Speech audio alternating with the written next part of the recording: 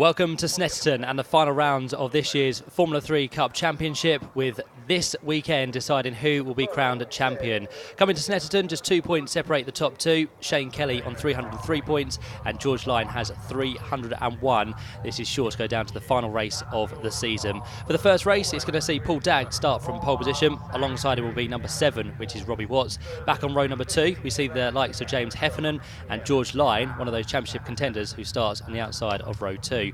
Back on row 3, the championship leader Shane Kelly is there, and alongside him will be number 73, which is Daryl Jones. So some great action to look forward to in the F3 Cup Championship. The first race over 15 minutes very shortly to get underway as the revs rise on the grid. The red lights come on and we go racing here at Snetterton. Very sluggish start from someone there. That looks to be the Daryl Jones car. There's contact, middle of the pack as well. Someone has been involved in a bit of avoidance there, and there has been contact between two cars. Try and work out who that is as the leaders work their way through the first turn.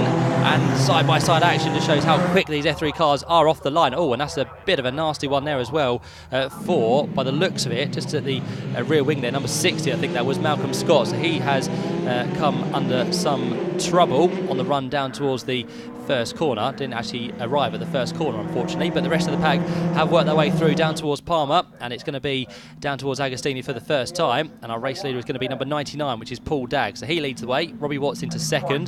Third place then is George Lyon. Good start from the outside of row number 2. It looks like James Heffernan has slotted into 4th place, just ahead of our championship leader Shane Kelly. Runs wide, he kicks up the dust. He's going to be under attack here from a couple of cars down in towards Hamilton, but thankfully just gets back in line ahead of Stuart Wiltshire in car number 2, and Jacopo Sebastiani is in there as well at the start of this race. It's a little bit tricky out there because the weather is looking to play a part as well. It's just throwing a few drops of rain onto the circuit, and in fact we have a safety car as well at the early stage of this race. So the safety car has been deployed, I reckon, for the errant car of Malcolm Scott, which sits at the end of the pit lane. So the race officials just decided to throw the safety car to get that car removed and bring this one under caution. So everyone will have to slow down. Hopefully they'll all see the yellow flags around the circuit, which means the marshals can go to work in a safe environment. They can get the car of Malcolm Scott pushed to a place of safety, and hopefully before too much longer we can get this race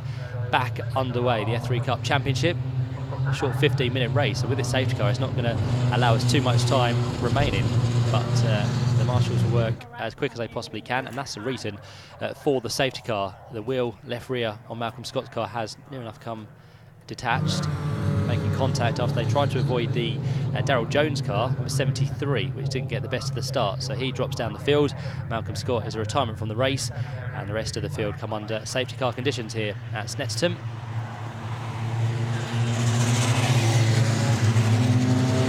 As the field trundles its way up towards the first corner, the car of Malcolm Scott now lifted by the recovery team onto the low loader, and that will be taken now back to the pits and hopefully reassembled for race number 2.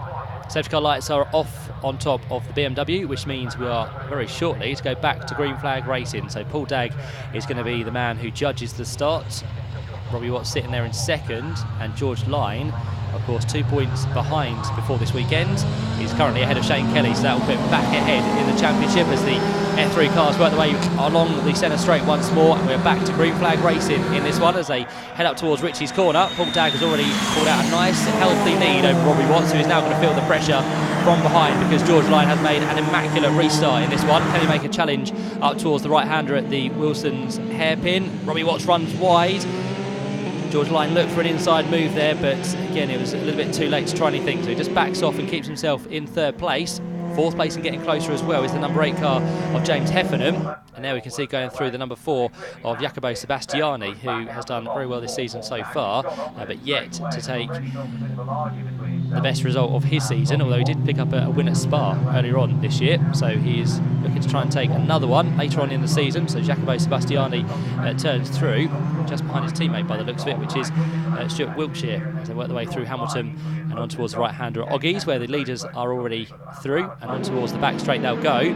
Paul Dagg out front, Robbie Watts there in second, and George Lyon, who sits in 3rd place. The weather conditions have just trickled away for now, looking to be getting slightly better, but of course on a autumnal day it could all change very, very quickly as the dust is now kicked up from the number 15 machine. That's Wade Eastwood, who gets back onto the track and may have just lost a place in turn there as well as they work their way through Williams. Leaders down towards the bomb hole they come. There is Shane Kelly in car number 11, our championship leader before this race, as we said. But as it stands for now, George Lyon finishing ahead. It could all change across the course of the 3 races we have this weekend at Snetterton. So pushing as quick as ever, these Formula 3 cars. In qualifying, they managed to do 142s. That's what Paul Dagg did in terms of Robbie Watts, who was down to the 143s. So let's see what their fastest lap times will be within this race. Of course, with the weather not being on that side, there may be a slightly slower than what we saw in qualifying. There you go, Shane Kelly through once more, currently sits down in 5th position. Behind him is the number 2 car of Stuart Wilkshire, as Robbie Watts in 2nd place runs slightly wide again, but that just may be the line he's going for. Because normally in these conditions, the wider you are, the more grip you tend to find, so that might be a thing on purpose for Robbie Watts. He's still having to work very hard to keep George Lyon at bay as they work their way down towards Agostini once more. Paul Dagg continuing to extend his lead now, which sits at 2.7 seconds on that previous lap. So he's looking comfortable as they work their way on towards Hamilton. Looking a little bit lower down here, you can see the lights of Jacopo Sebastiani. And the car around him is Stuart Wilkshire. And also watch out for the number 13 machine as well as Tony Bishop, who finds himself out in this race as well. So some very quick guys towards the rear of the field. We'll be trying to look and make their way through as quick as possible. One of those working his way through the field is Daryl Jones there, the man who was very sluggish off the start line and caused Malcolm Scott to lose his rear wheel, unfortunately. But Daryl Jones still within this race, finds himself now in 6th position and trying to make his way past the likes of Jacopo Sebastiani, Stuart Wilkshire in there, and also the number 11 car of Shane Kelly. So those 3 all together turn their way down in towards the bomb hole. Power along the very short straight in towards Coram Curve, and 4 cars now all as one. Any of them looking to make a move in towards Murray's. Shane Kelly is the man trying to keep them all at bay. Stuart Wilkshire sits behind in car number 2. Jacopo Sebastiani is there in the green and white machine, the kind of Petronas liveried colours. And then the man right at the back is the recovering, as we said, Daryl Jones in car number 73 as they cross the line once more. Any of them looking to dive out on the slipstream in towards the first corner. Well, Daryl Jones is going to go right around the outside line in his Formula 3 car. He goes and gets the place away. And Robbie Watts in 2nd place has lost it. The smoke settles. He gets himself back in the right direction, and Jacopo Sebastiani almost collects him in the process there. He got very late on the brakes, and one of the reasons for that could be that the weather has taken a turn for the worse, because we saw spots of rain at the hairpin there. And I think that's what has caught out Robbie Watts. So he loses a few places. I think he will rejoin as here comes down the inside line now Stuart Wilkshire to get past Shane Kelly, our championship leader. So Stuart goes through. You can still see the smoke there settling in the background from Robbie Watts' incident just a few corners ago. So he is now back on his way, but as I said, a long way down from where he should be. Shane Kelly has lost that place to Stuart Wilkshire. And in terms of how the race order now looks, well, Paul Dagg still leads, 2.5 seconds up the road ahead of a new 2nd place man, which would be George Lyon. 3rd place, jumping up the order, is going to be number 8 as well, which is a car of James Heffernan. And then behind that, you've got Stuart Wilkshire and also number 11, which you can just see now coming through, Shane Kelly. And then behind them is the Daryl Jones machine, which is kept out of trouble as well through that Robbie Watts incident. So they all continue on their way. This is the fight for 4th, 5th and 6th places. A little bit of a puff of smoke there from Shane Kelly. Hopefully nothing too worrying for him before the end of this race, which is not too far away now, of course, after the safety car earlier on. We did lose quite a few minutes there, so we haven't had too many racing laps, unfortunately, but they continue on their way. Paul Dagg goes through. This is still the fight, as we said, for what's going to be 5th place. In fact, 4th place for Stuart Wilkshire, 5th place for Shane Kelly, and 6th place for Daryl Jones as they turn their way in towards Richie's corner. Looks like the weather has just held off for now, although as we look towards the hairpin, it's getting darker and darker, and yeah, still rain starting to fall there, so that could still cause a few people a few concerns. Hopefully the leader will be able to keep it on the track. He'll be the first man to hit the slippery stuff. So Paul Dagg turned his way through Agostini. 2nd place there, you can see our championship contender, George Lyon. And now, coming under attack as well, is going to be the number 8 car of James Heffernan. Not too far up the road now of Stuart Wilkshire. That gap has come down to 2.4 seconds, but even on this lap, it's becoming a lot closer between those two. There goes Paul Dagg through the picture, on towards the back straight once more. 2nd, George Lyon looks pretty comfortable.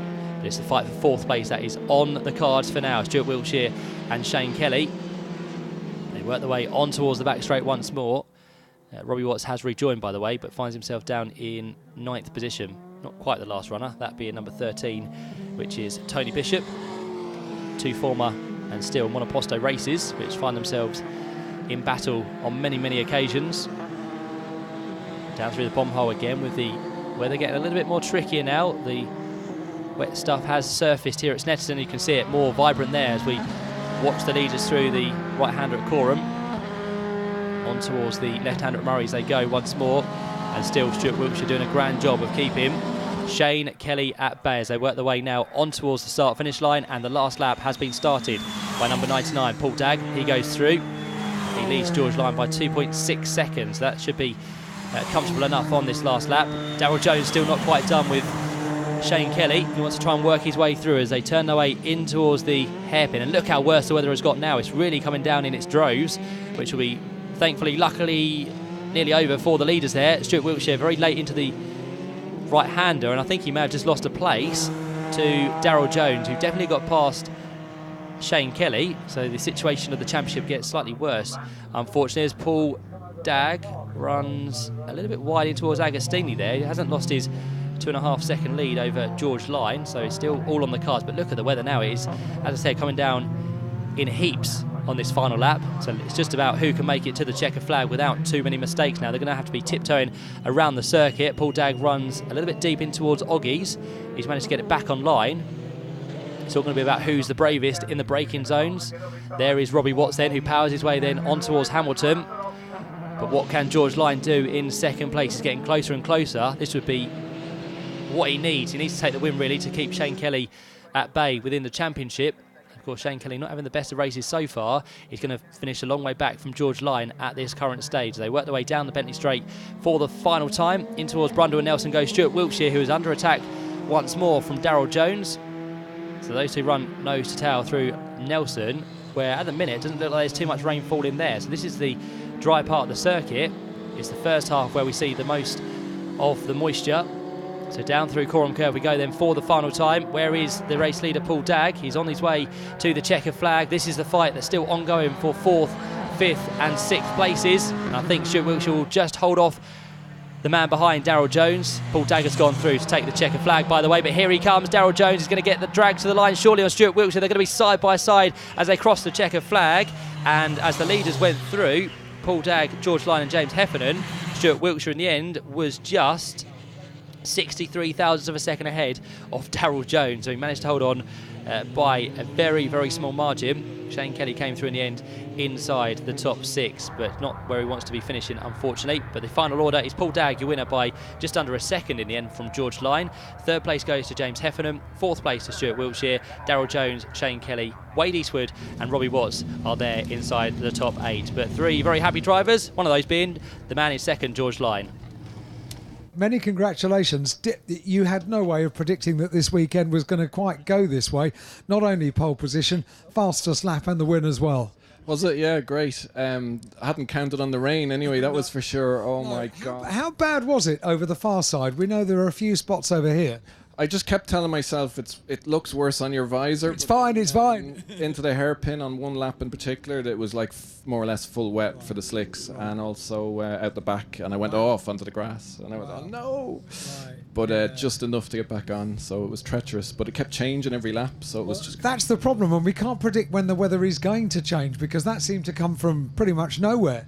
Yeah, and it was just in 2 pockets, as I say, so it was just a case of, okay, this corner's dry, go for it. And you need to be really careful. Yeah, but great race, and thanks to Howell and the team for the opportunity for the weekend. I've loved every second, and it's just great. What a result, so hopefully it's payback. And what about second place George Lyon, because the points is what this weekend is all about, George? Yeah, the points are good, but I was very happy with the race. When the rain came down, it's a lot easier to follow than it is to lead, so we're catching up quite nicely, but we just ran out of laps in the end. But the rain sort of went as quickly as it came, but it made its damage very quickly, didn't it? Yeah, it definitely helped us with the track being a bit wetter, but no, it's a very good race, very happy with the result. Car, happy with car as well? Very good, car is perfect as always, so yeah, very happy. But yeah, able to claim a podium spot as well. What happened to Robbie then?